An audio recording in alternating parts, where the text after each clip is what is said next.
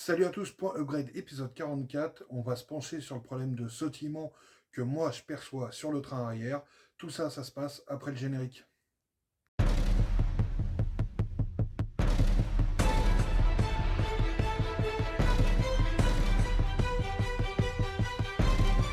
Alors, là j'étais en train de contrôler pour le sautillement.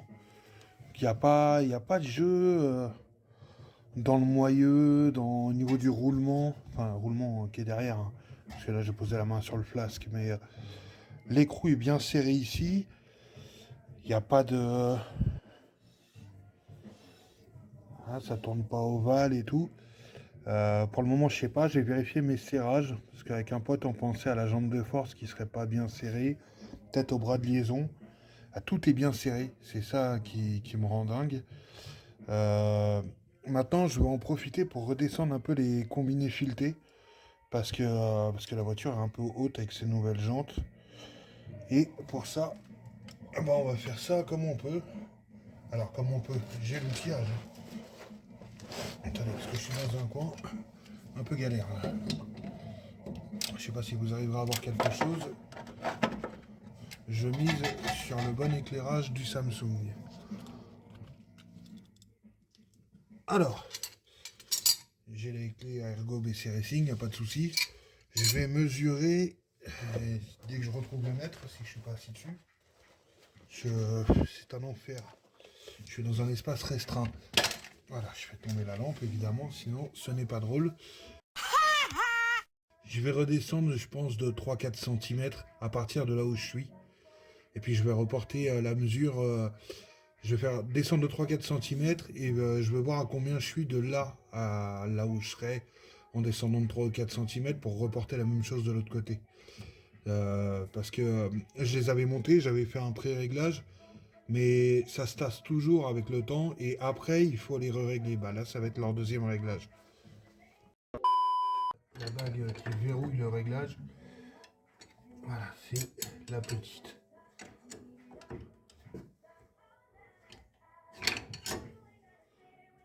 Ah mais descends. Allez. Donc ok, là elle est desserrée. Moi l'idée, ça va être... Putain, c'est vraiment pas pratique cette lampe là. Enfin, ce qui est pas pratique, c'est qu'elle a perdu un de ses deux aimants. Et qu'elle passe sa vie à m'éclairer la gueule plutôt que ce que je veux voir. Allez, tiens le coup là. Donc moi, il faudrait que j'arrive... C'est pas très précis tout ça. Et moi, j'y vois que dalle. Zut, flûte, cacaboudin. Attendez. On va réduire, voilà. On va bloquer le mètre dans la bonne position.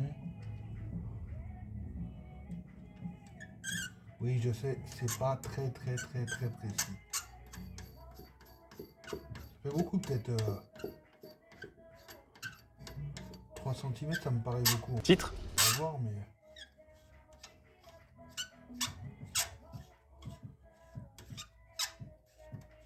En fait, je suis con, hein. Il suffit que je prenne la mesure d'en bas jusqu'à directement la bague, la hauteur où je veux, et c'est bon, mais je réfléchis qu'après, moi. On va pas aller jusqu'à 3 parce que moi, ça me paraît énorme de rabaissement, là. On va rester sur un 2,5. C'est déjà pas mal. Je pense que ça va le faire.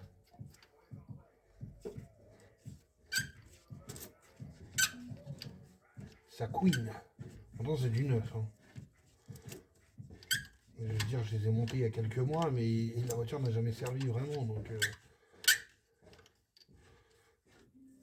peut-être graisser le filetage. Je sais pas, non. Allez, c'est comme ça. C'est pas non plus une friction énorme. À mon avis, ça va pas faire semblant. Là. Et ça va péter.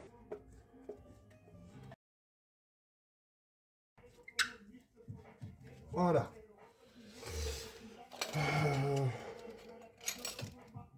La petite clé à ergo.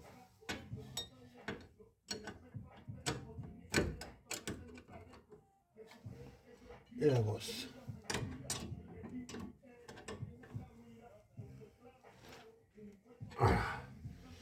Donc, ok. Maintenant, tout simplement, vous êtes toujours là.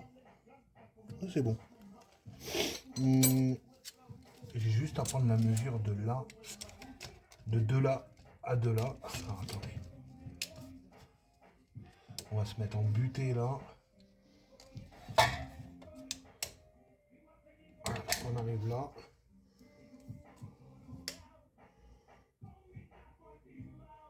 Ah bah, c'est pas compliqué, il y a 10 cm. Entre là et là, j'ai 10 cm. Paraissait plus grand, mais bon. Titre. Je vais profiter d'avoir récupéré la rallonge tout à l'heure quand je suis allé chercher les clés ergo du cliquet pour vérifier l'écrou de la jambe de force qui n'est pas très accessible. Ah, j'ai pris une rallonge trop longue, évidemment, bien évidemment. Bien évidemment. Est-ce que le pétard il passe quand même? Ah, attendez. Allez. Un du Ritavia qui gêne.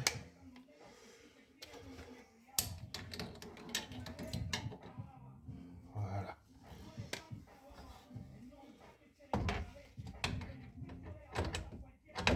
On va essayer de feinter un peu. Ah bah c'est serré. Maintenant il va plus me rendre ma douille. Ah! Il m'a rendu ma douille mais je me suis enculé le doigt. Personnellement, je m'en branle. Bon bah on va remettre la roue, on va voir où ça descend. De toute façon il faut que je descende aussi à l'avant. Il faut que je décale la voiture parce que là elle est trop près du mur et je galère. Un truc qui me met sur la piste du tremblement et qui me dit que c'est l'arrière de ce côté-là. Parce que dès que je mets... Alors quand j'ai mis les 3 autres jantes, je les pose sur un goujon, ça tient. Elle veut systématiquement... Alors là vous allez me dire, ouais mais c'est comment elle est posée sur les chandelles, peut-être. Mais bon bref.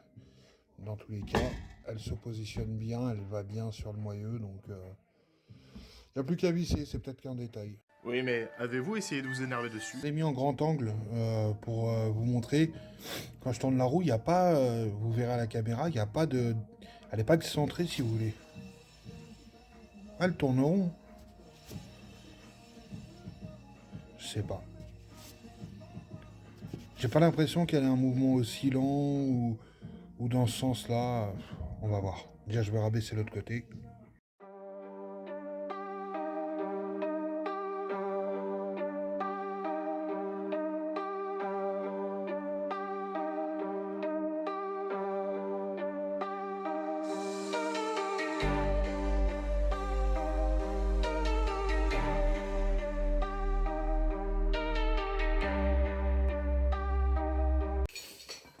On va remettre la roue et on va voir ce que ça donne le réglage. A few moments later. Je l'ai redescendu un peu, malgré tout, à part que je la redescende quand même de l'avant. Putain, le réglage se fait tellement plus facilement à l'arrière. Regardez comment je suis descendu. Waouh! Et donc j'ai 10 cm entre le bas du combiné et la bague de... J'appelle ça une bague de sécurité, mais bon. Par contre, à l'avant, elle est encore trop haute. Et pourtant, il y a 4 cm. Après, bon, c'est pas la même taille de combiné à l'avant et à l'arrière. Ils sont beaucoup plus petits, mais bon.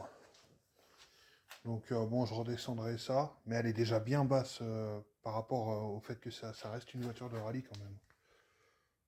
Enfin bon, on verra. J'ai checké vite fait, j'ai regardé quelques serrages pour voir pour le sautillement. Mais plus ça va, plus je me dis que ça doit être un problème de réglage d'amortisseur.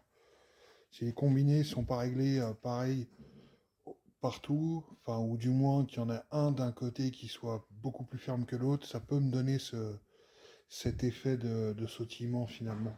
Parce que niveau roue et pièces en rotation, il n'y a pas l'air d'avoir de soucis en fait. J'ai réglé les combinés à l'arrière au niveau de la dureté de la même façon. J'ai tourné complètement à gauche et j'ai compté le même nombre de crans d'un côté et de l'autre. Donc j'ai mis 6 crans à droite.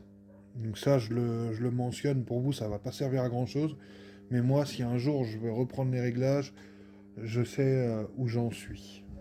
C'est tout. Donc c'est pas aujourd'hui que je vais lui faire un petit tour pour voir si j'ai toujours le sautillement, mais c'est une affaire à suivre. Quoi qu'il en soit, j'ai checké les jambes de force, c'est serré, les roulements, c'est serré, il n'y a pas de jeu. Donc si je trouve rien dans le train arrière, après avoir fait le truc de la caméra, je pense que je m'attarderai un peu plus sur le train avant, mais c'est bizarre, parce que le sautillement, je l'ai vraiment que depuis que j'ai installé ce train arrière, et pourtant tout m'a l'air bien en place. Donc là où ça sera vraiment utile de mettre une caméra, c'est pour voir si les bras de liaison font pas des mouvements qui devraient pas au niveau du train, on verra bien. Là je précise que j'ai réglé mes combinés, et j'ai pas fait les tests encore, si ça se trouve c'était que ça, puisque j'ai pas décelé de jeu quel qu'il soit dans mes roulements ou autres. Mes jambes de force sont serrées, donc je ne sais pas. Donc ça serait un truc à faire, ça serait d'aller placer une voire deux caméras même, ou la caméra 360 qui permettrait vraiment d'observer toutes les pièces au moment où roule la voiture. Ça serait un bon truc à faire. Et puis aller checker aussi toutes les vis qui lient les bras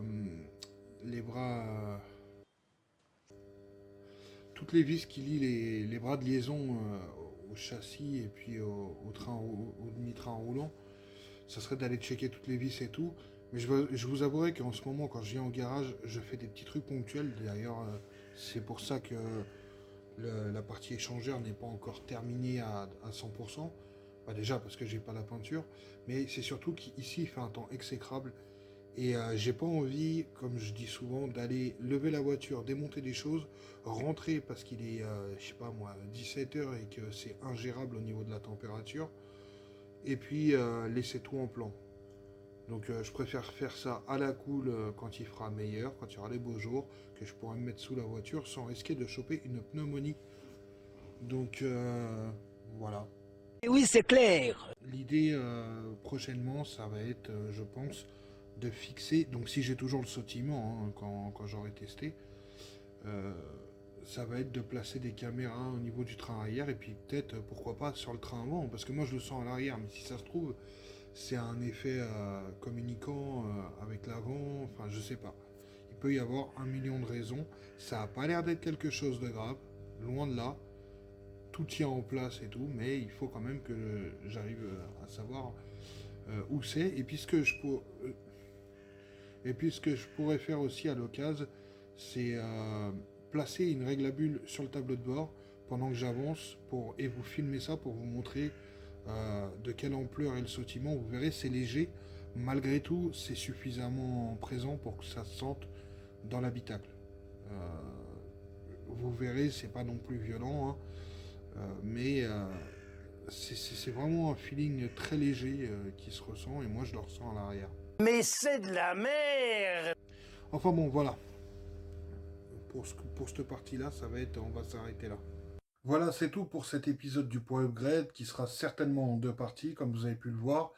Donc, écoutez, je vous donne rendez-vous à la partie 2 du point upgrade, épisode 44. Salut!